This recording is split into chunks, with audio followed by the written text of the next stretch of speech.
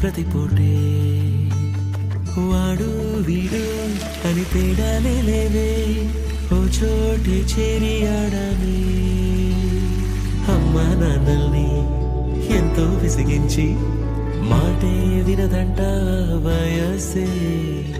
ఇప్పుడే గుర్తొస్తే